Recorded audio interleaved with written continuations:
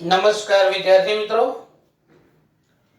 ધોરણ 11 વિષય ગુજરાતી અને આજે આપણે જે પ્રકરણ ભણવાના છે એ કાવ્ય નંબર 11 જેનું નામ છે સીમ અને ઘર.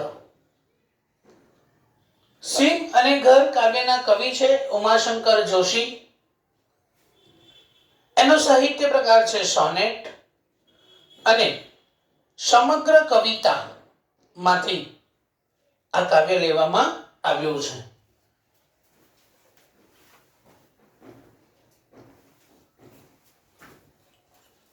વિદ્યાર્થી મિત્રો, સૌથી પહેલા તો આપણે જે સીમ અને ઘર છે એના કવિ ઉમાશંકર જોશી ગુજરાતી સાહિત્યમાં એક ઉમદા છાપ ધરાવનાર કવિ એટલે ઉમાશંકર જોશી. તમે ધોરણ 11, 12, 12માં પણ એમનું એક ચેપ્ટર આવશે જે આપણે, અને એ સિવાય પણ જ્યારે તમે કોઈ બીજી પરીક્ષાઓ આપવા જશો, જેમ કે મામલતદાર છે, તલાટી છે, ક્લાર્ક છે, કોઈ પણ, તો એમાં પણ ઉમાશંકર જોશી વિશેના પ્રશ્નો વારંવાર પૂછાય છે. તો એવા ઉમાશંકર જોશી વિશે આજે આપણે થોડું જોઈશું. એમનો કવિ પરિચય. એમનું પૂરું નામ છે ઉમાશંકર જેઠાલાલ જોશી. ખાસ યાદ રાખવા જેવું છે એમનું ઉપનામ, કારણ કે ઉપનામ મોટા ભાગે પૂછાતું હોય છે. તો એમનું ઉપનામ છે વાસુકી. ઉમાશંકર જોશી સમર્થ સાહિત્યકાર. એમણે કવિ તરીકે, વિવેચક તરીકે, નવલકથાકાર તરીકે, વાર્તાકાર તરીકે, સંશોધનકાર તરીકે, અનુવાદક તરીકે, અનુવાદક એટલે કોઈ અંગ્રેજી સાહિત્યમાં લખાયેલી કૃતિનું ગુજરાતીમાં અનુવાદ કરવું, ગુજરાતીમાં લખાયેલી કૃતિનું અંગ્રેજીમાં અનુવાદ કરવું, કાં તો બીજી કોઈ ભાષામાં અનુવાદ કરવું. કહેવાનો મતલબ એવો છે કે ઉમાશંકર જોશી એક સમર્થ કવિ છે, એક સમર્થ સાહિત્યકાર છે, જેમણે માત્ર કવિતા જ નહીં પણ એ સાથે સાથે ઘણા બધા સાહિત્ય સ્વરૂપોમાં એમણે જોરદાર અને યાદગાર કામ કર્યું છે. સ્વાભાવિક છે કે જેનું કામ બહુ સરસ છે એની સાથે સિદ્ધિઓ આપોઆપ જોડાઈ જાય છે. અને એટલા માટે ઉમાશંકર જોશીને ગુજરાતમાં તો ઘણા બધા એવોર્ડ મળ્યા જ છે, પણ નિશિત કાવ્ય સંગ્રહને 1967 નો ભારતીય જ્ઞાનપીઠ એવોર્ડ, આપણા ભારતનો સાહિત્ય ક્ષેત્રે અપાતો સૌથી મોટામાં મોટો એવોર્ડ ઉમાશંકર જોશીને નિશિત કાવ્ય સંગ્રહ માટે મળ્યો હતો. અને આપણે એ પણ યાદ રાખવાનું છે કે 1967માં ઉમાશંકર જોશીને મળ્યો આ ભારતીય જ્ઞાનપીઠ એવોર્ડ મેળવનાર તેઓ પહેલા હતા. ત્યાર પછી પન્નાલાલ પટેલને મળ્યો, રાજેન્દ્ર શાહને મળ્યો, હમણાં છેલ્લે રઘુવીર ચૌધરીને મળ્યો. તો એ બીજા બધા છે, પણ સૌ પ્રથમ ભારતીય જ્ઞાનપીઠ એવોર્ડ મેળવનાર ગુજરાતી સાહિત્યકાર ઉમાશંકર જોશી. બરાબર. તો નિશિત કાવ્ય સંગ્રહ માટે તેમને આ એવોર્ડ મળ્યો અને એ એવોર્ડ કન્નડ કવિ પુટ્ટપ્પા સાથે સંયુક્ત રીતે મળ્યો. બરાબર. તો આ નિશિત કાવ્યની વાત થઈ ગઈ. ઉમાશંકર જોશીએ અદ્ભુત કવિતાઓ આપી છે. એમના ઘણા બધા કાવ્ય સંગ્રહો છે અને બધા કાવ્ય સંગ્રહોને ભેગા કરીને સમગ્ર કવિતા નામે એક જ પુસ્તકમાં સમાવવામાં આવ્યા છે. આ સાથે તેમણે વાર્તાઓ, નવલકથાઓ ઘણું બધું લખ્યું છે. એમની સિદ્ધિઓ અપરંપાર છે. તો એવા ઉમાશંકર જોશી ગુજરાતી સાહિત્યને મળ્યા અને ગુજરાતી સાહિત્યનું કદ પણ એમના દ્વારા ઊંચું થયું. તો કવિ પરિચયમાં ઉમાશંકર જોશી વિશે આટલું. ઘણું બધું કહી શકાય છે, પણ આપણને જરૂર અને આવનારા સમયમાં પણ કામ લાગે એવી આ વસ્તુ છે. ત્યાર પછી આપણો જે સાહિત્ય પ્રકાર છે સોનેટ.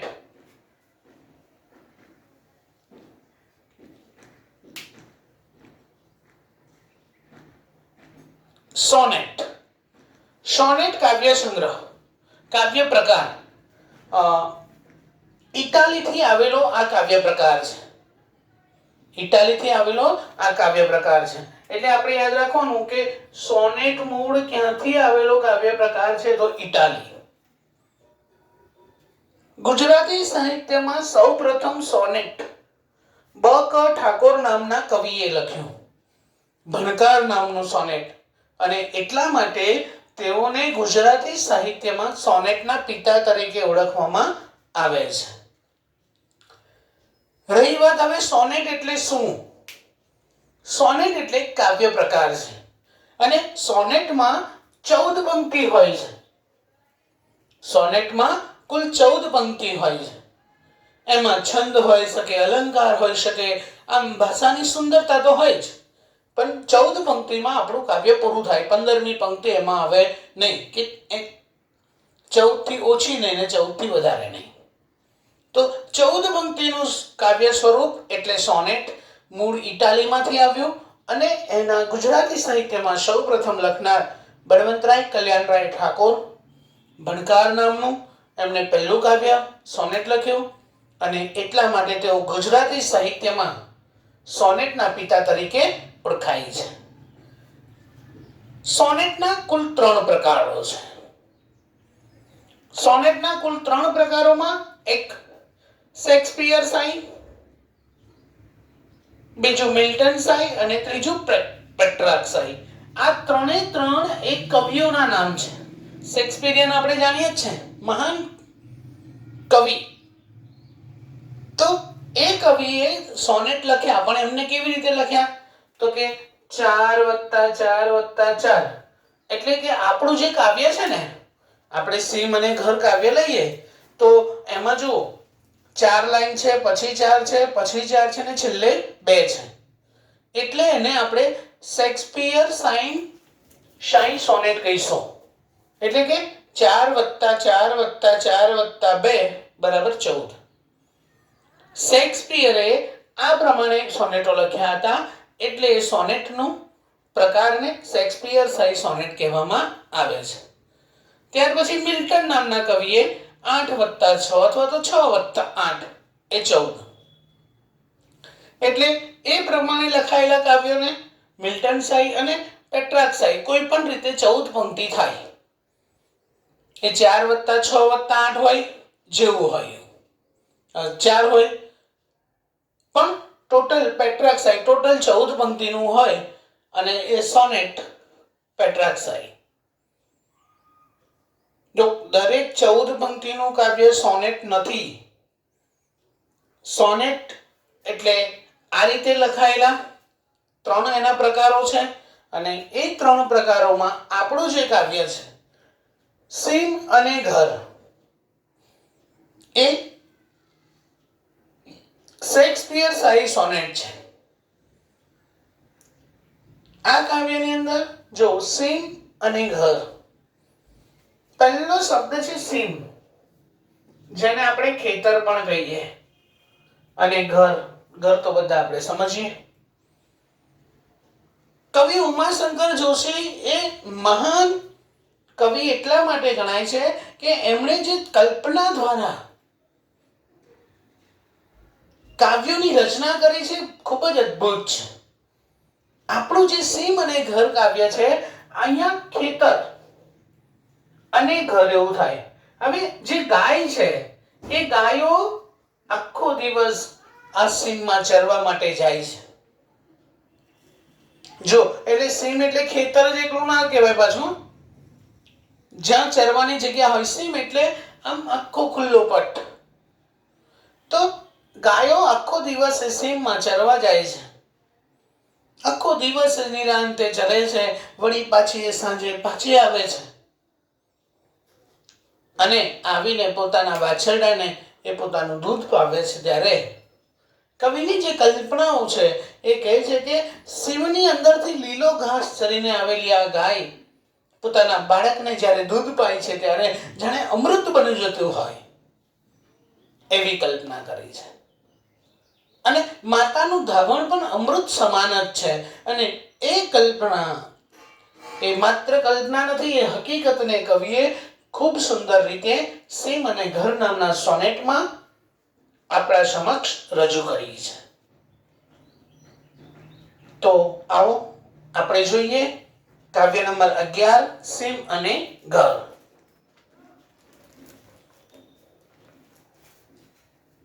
જો હજી લીલી છમ સીમ બાકી, કેમે ન ખૂટે ભરપેટ ખાધી, અલોપ થાશે હમણાં નિશામાં, ચાલ્યા ધણો સૌ ઘરની દિશામાં. હજી પહેલો શબ્દ હજી, હજુ ઘણું બધું લીલી છમ, એકદમ લીલી અને એ સરસ મજાનો લીલો પથરાયેલો પ્રદેશ. સીમ હજી લીલી છમ સીમ બાકી, હજુ ચરવાની બાકી છે ઘણી બધી સીમ. કેમે ન ખૂટે ભરપેટ ખાધી, ગાયો આખો દિવસ ને દિવસોના દિવસ ચરતી જ રહે છે અને છતાંય એ સીમમાંથી લીલોછમ જે ઘાસ છે એ ખૂટતો નથી. એટલે કવિ કહે છે કે કેમે ન ખૂટે ભરપેટ ખાધી, પેટ ભરીને ખાધી છતાંય એ ખૂટતી નથી. અલોપ થાશે હમણાં નિશામાં, અલોપ એટલે અદ્રશ્ય, અલોપ એટલે અદ્રશ્ય, થાશે એટલે થશે, હમણાં અત્યારે, નિશા એટલે રાત્રિ, નિશા એટલે રાત્રિ. હમણાં રાત્રિ પડશે અને આખી સીમ જાણે દેખાતી બંધ થઈ જશે, અલોપ થઈ જશે, અદ્રશ્ય થઈ જશે હમણાં નિશામાં. ચાલ્યા ધણો સૌ ઘરની દિશામાં. અહીંયા ધણ એટલે ગાયોનું ટોળું, યાદ રાખવાનું છે આપણે. ધણ એટલે ગાયોનું ટોળું. ગાયોનું ટોળું અત્યારે સીમમાંથી ઘર તરફ જઈ રહ્યું છે. આપણે 9મા ધોરણમાં પહેલું કાવ્ય, સાંજ સમય સામળિયો વાલો વૃંદાવનથી આવે રે, આગળ ગોધન પાછળ સાજન મનમાં મોહ ઉપજાવે રે. સાંજ સમય, સાંજ પડી ગઈ છે. અહીંયા પણ એ જ વર્ણન છે જો કે સાંજ પડી ગઈ છે, ગાયો નિરાંતે ચરીને પોતાના ગામ તરફ જઈ રહી છે. એટલે કવિ અહીંયા કીધું ચાલ્યા ધણો સૌ ઘરની દિશામાં. ધણ એટલે ગાયોનું ટોળું, બધું ગાયોનું ટોળું પોતાના ઘર તરફ જઈ રહ્યું છે. એટલે પહેલી 4 પંક્તિઓમાં ગાયોનું સીમમાં ચરવું, લીલાછમ ઘાસનું ખૂટવું નહીં, અને છેલ્લે સીમનું અલોપ થવું, રાત્રિમાં અલોપ થવું અને ગાયોનું પોતાના ઘર તરફ જવું. આટલી વાતો 4 પંક્તિમાં કવિએ બહુ સુંદર રીતે રજૂ કરી છે. બીજી 4 પંક્તિમાં જુઓ, બપોર વેળા વલડા તળે ત્યાં, વાગોળતા જો કોઈ ખાઈ લેતા, અસીમ શાંતિ હસી રહી હતી, નસે નસે સીમ ધસી રહી હતી. ઉમાશંકર જોશીની જે કાલ્પનિકતા છે એ સત્ય ઘટનામાંથી ઉત્પન્ન થયેલી છે. અને એટલા માટે કીધું કે આ જે ગાયો અત્યારે ઘર તરફ જઈ રહી છે એ બપોરે ત્યાં સીમની અંદર કોઈ વિશાળ વડલાની નીચે બધી ગાયો કેવું કહે છે જો, બપોર વેળા, બપોરના સમયે, વલડા તળે, વડલા, વડનું વૃક્ષની નીચે, ત્યાં એટલે સીમમાં, વાગોળતા જો કોઈ ખાઈ લેતા. ગાયો જે આખો દિવસ, કેટલાક તમે જોશો ગાયો નિરાંતે બેઠી, આપણે સિટીની ગાયો તો પાછી ગજબની, એ રસ્તા પર બેઠીને આમ આંખો બંધ કરીને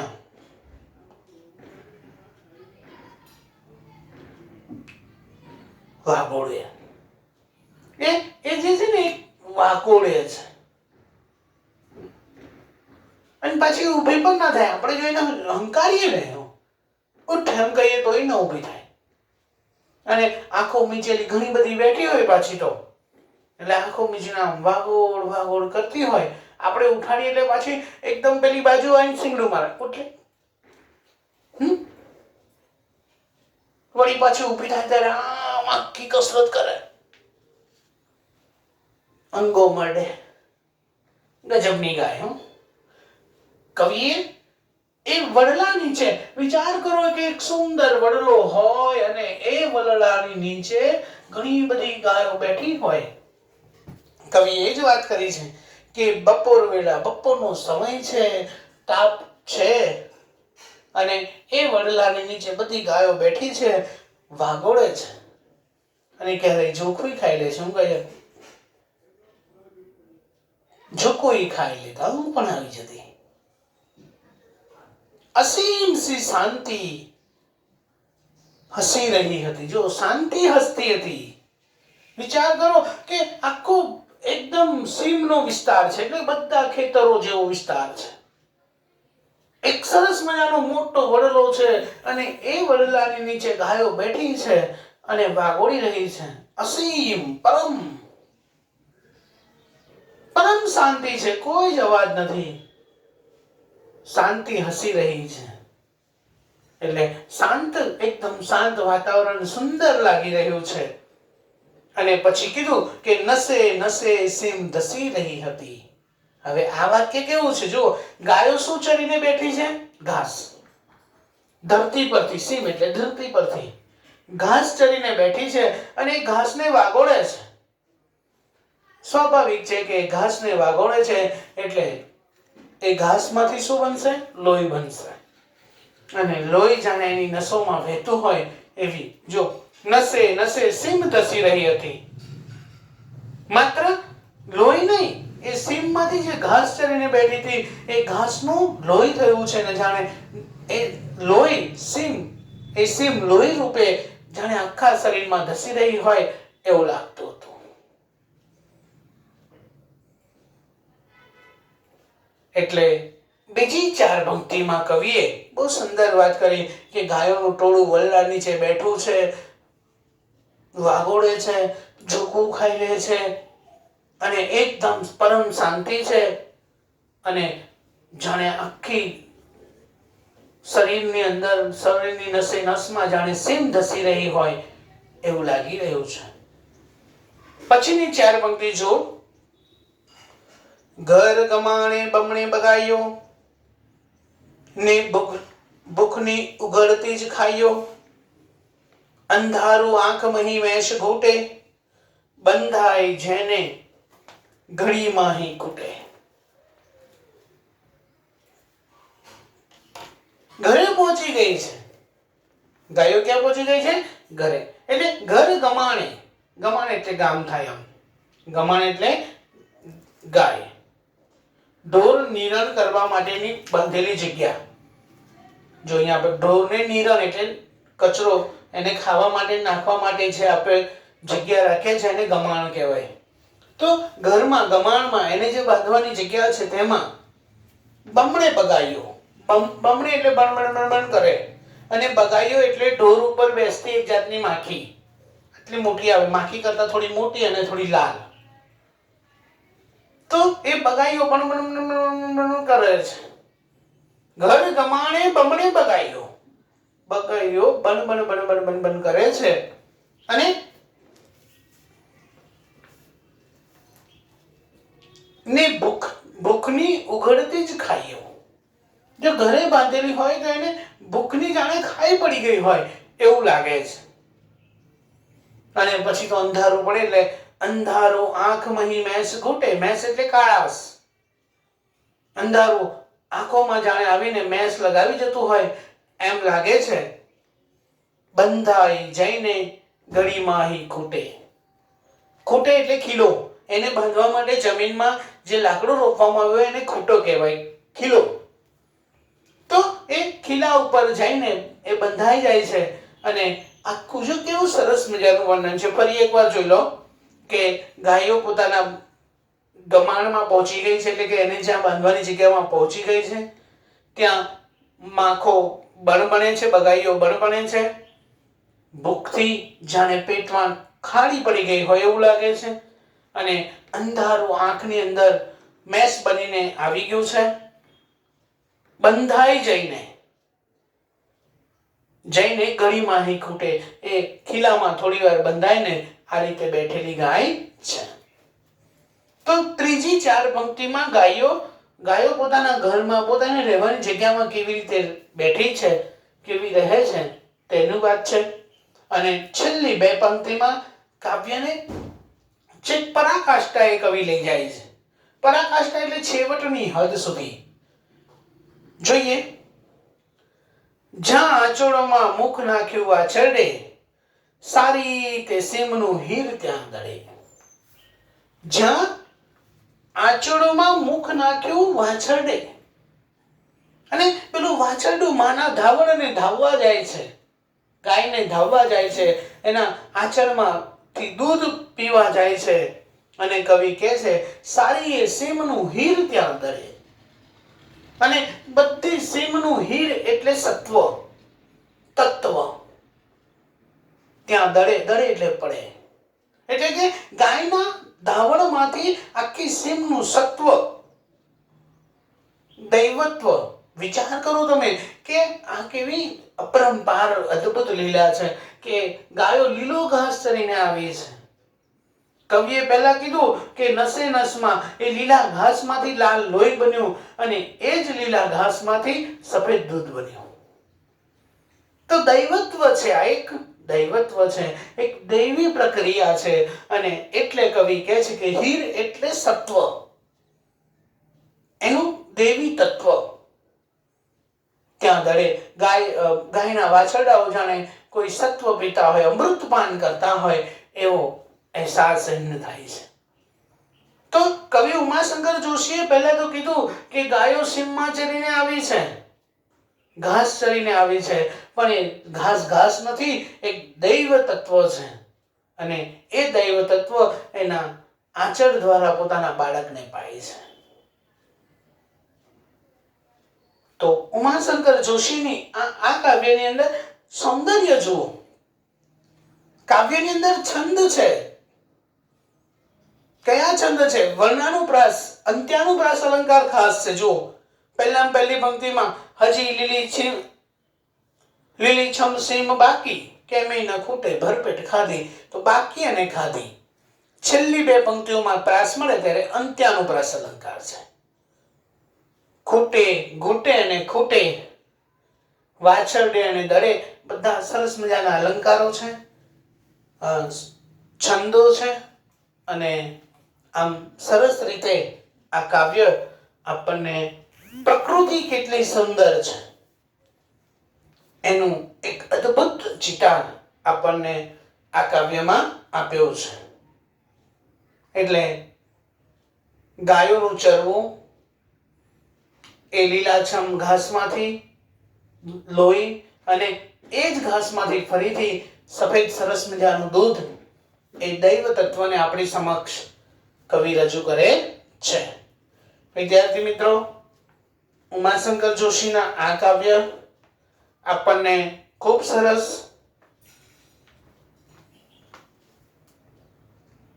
સંદેશો આપી જાય છે કે કુદરતની જે કળા છે એ અદ્ભુત છે, અને એ અદ્ભુત કળા માતૃત્વ રૂપે પ્રગટ થાય છે. તો આપણે આની ઉપરથી એક નિબંધ લખીશું, વાત્સલ્યની મૂર્તિ માં. વાત્સલ્યની મૂર્તિ માં, આટલો નિબંધ લખશો. અથવા તો બીજો એક નિબંધ પણ, આ નિબંધ લખવાનો છે, પણ ગ્રામ પરિવેશ, ગ્રામ્ય જીવન અથવા તો ગોવાળનું જીવન, આવો પણ એક નિબંધ આપણે લખી શકીએ છીએ.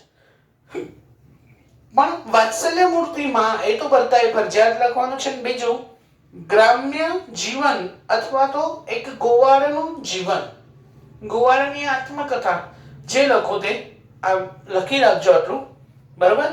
તો કાવ્ય આપણે અહીંયા પૂર્ણ કરીએ છીએ. ફરી મળીશું. છેલ્લે એટલું જ, વિદ્યાર્થી લભતે વિદ્યા.